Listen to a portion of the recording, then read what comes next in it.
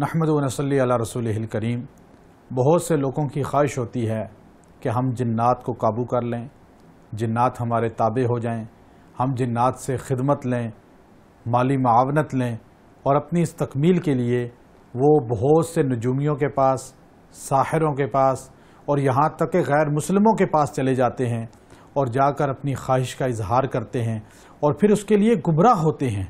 چونکہ اس کام کی تکمیل کے لیے قرآن و سنت کو بھی پس پش ڈال دیتے ہیں، جس کی وجہ سے ایمان سے بھی محروم ہو جاتے ہیں اور وہ منزل بھی ان کو نہیں ملتی جس کی خواہش کے لیے انہوں نے اللہ اور رسول کا دامن چھوڑا ہوتا ہے۔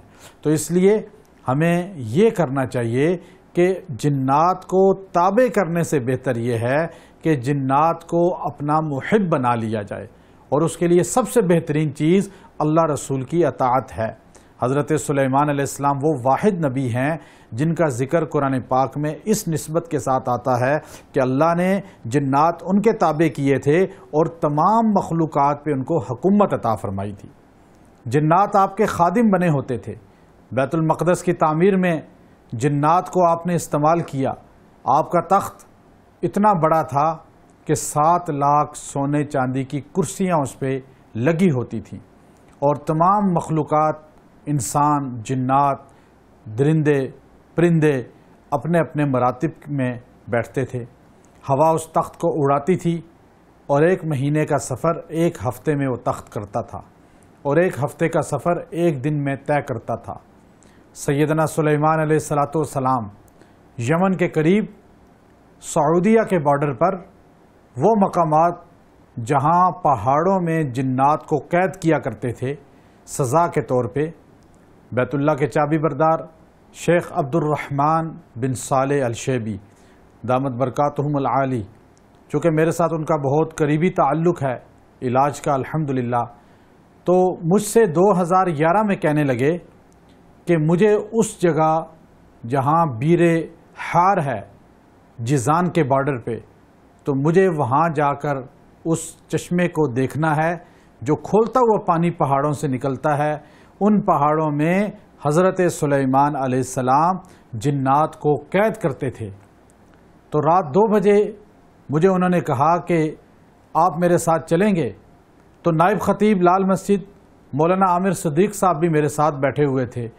انہوں نے بھی خواہش کا اظہار کیا کہ مجھے بھی لے کر جائیں، تو میں ان کو بھی ساتھ لے گیا، اور شیخ عبد الرحمن بن صالح کو وہاں جا کر ہم نے چلہ کٹایا۔ عامر صدیق صاحب نے بھی چلہ کاٹا، اور وہاں پر الحمدللہ وہ تمام جگہیں دیکھی جہاں حضرت سلیمان علیہ السلام جنات کو سزاً قید کرتے تھے، یا ملکہ بلقیس کا جہاں تخت بلوایا گیا تھا اور ملکہ بلقیس کی جہاں حکومت تھی، ان جگہوں پہ جنات کا بہت بڑا طبقہ رہائش پذیر ہے، اور وہاں جنات ایک بڑی تعداد میں رہتے ہیں۔ اب انسان یہ چاہتا یہ ہے کہ میں جنات کو قید کر لوں، اور قید کر کے ان سے خدمت لوں، اور خدمت بھی کیا لے کہ پیسہ آ جائے، میری خواہش پوری کریں، وہ میں جو کہوں مجھے لا کر دیں۔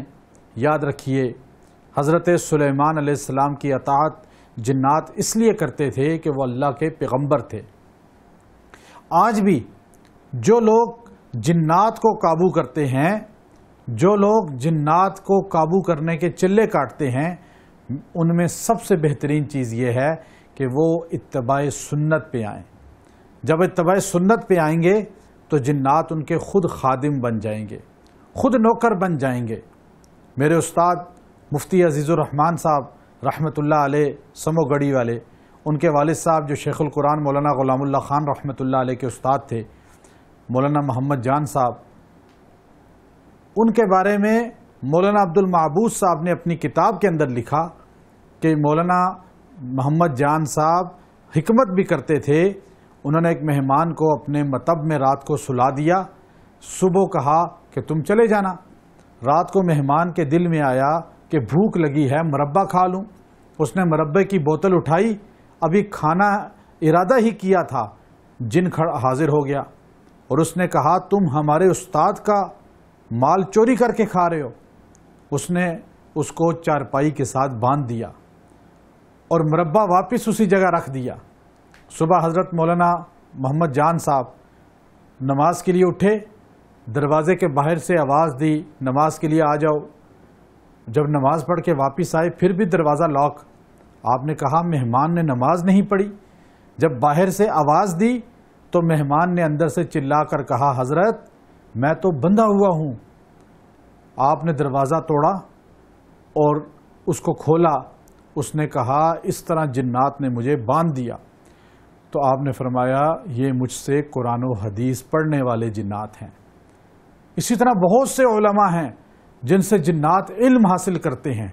آپ اکابرین کے تابع ہو جائیں، آپ اکابرین کے جوتے اٹھانے والے بن جائیں تو جنات آپ سے پڑھنے کے لیے آئیں گے، آپ کے خادم بن جائیں گے۔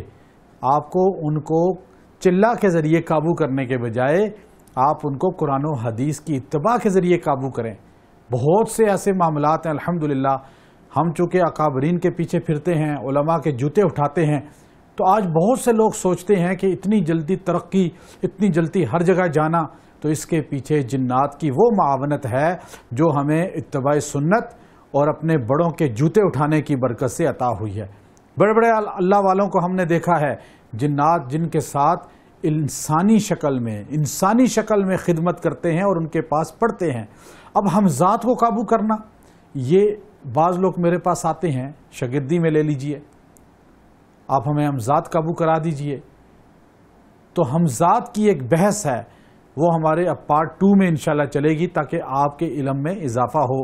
وآخر دعوانا ان الحمدللہ رب العالمین۔ ویڈیو کے نیچے سبسکرائب کے بٹن پہ کلک کریں، بیل کے آئیکن پہ کلک کیجئے تاکہ ہر نئی ویڈیو کی نوٹیفیکیشن آپ کو مل جائے۔